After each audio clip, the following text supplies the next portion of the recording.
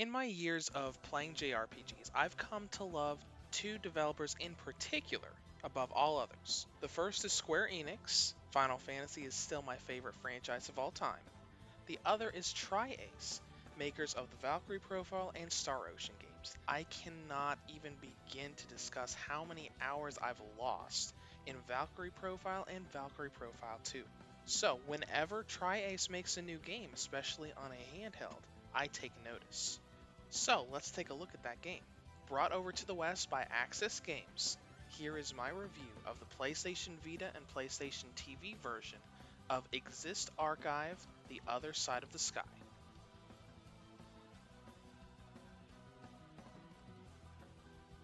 The story of Exist Archive starts in Tokyo, Japan. On a seemingly normal day, natural disasters start to hit the city, and a group of teenagers suddenly disappear from the world entirely. Sometime later, they wake up in a strange world filled with floating islands and crystals that seem to be forming life. Not long after, they realize that they are hosts for pieces of an alien being's soul, and they've been kidnapped to an alien planet because of that soul, with virtually no way of ever returning home. Now, the plot of Exist Archive is interesting in a couple different ways. First of all, it shows both modern and realistic characters thrown into a fantasy and sci-fi scenario. And another thing that I like is that it's a Tri-Ace game, and it takes a lot from Valkyrie Profile and gameplay, but the plotline shows itself as something aside from just a copy of the Valkyrie Profile story in a new setting.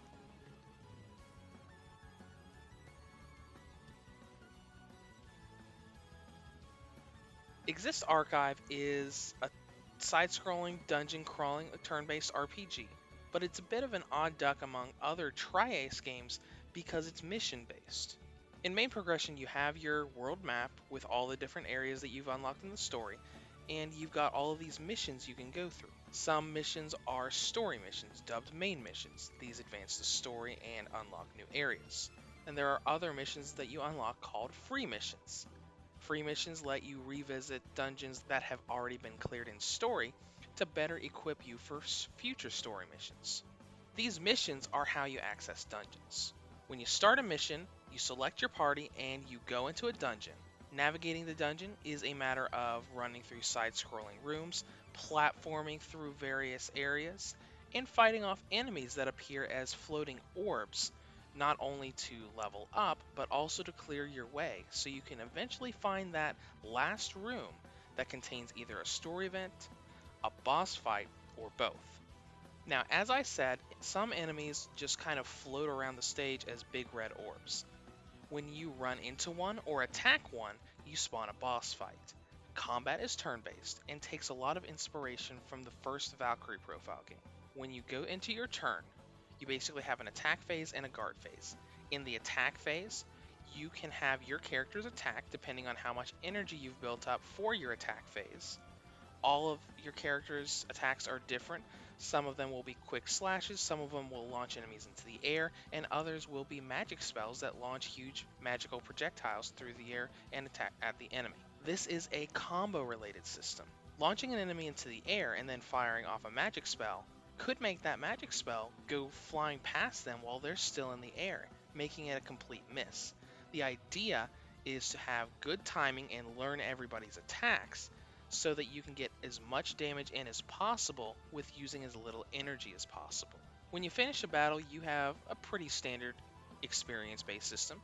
You gain EXP from fights that you can use to level up your characters and increase their stats, but you also gain special skill points.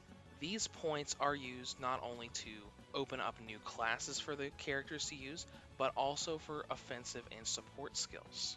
If you remember how the skill points worked in Sword Art Online Hollow Fragment, this is a very similar system, though not quite as extensive.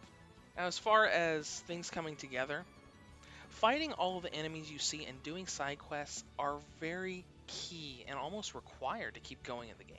The difficulty will increase at a fairly rapid rate, so you can't just rush through story missions and expect the next to always be doable.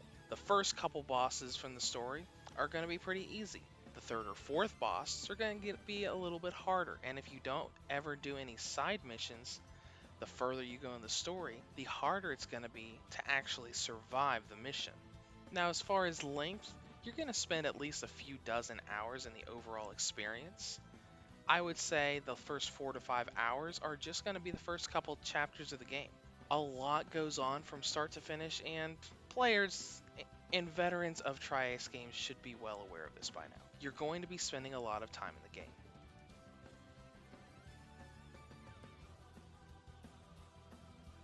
As far as the presentation goes, the game looks really nice visually.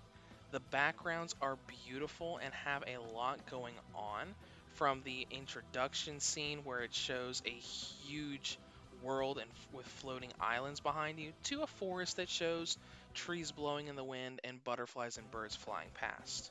There are two things we should talk about with the presentation.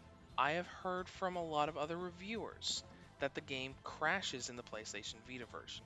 Now, personally, I've gone through the entire game and I've never had it crash even once. That's not to say that it won't crash on you, because it's crashed for others.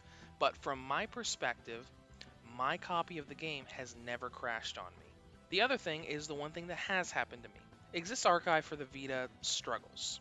When I played through the first few battles of the game, the frame rate was nearly perfect. But the more I played, the more I noticed that the game kind of struggles and kind of freezes when opening up the customization menu and moving through certain dungeons. It's not going to be a game-breaking thing, but it's clearly struggling to run the game. Exist Archive, The Other Side of the Sky, is, if nothing else, a huge inspiration from the Valkyrie Profile series.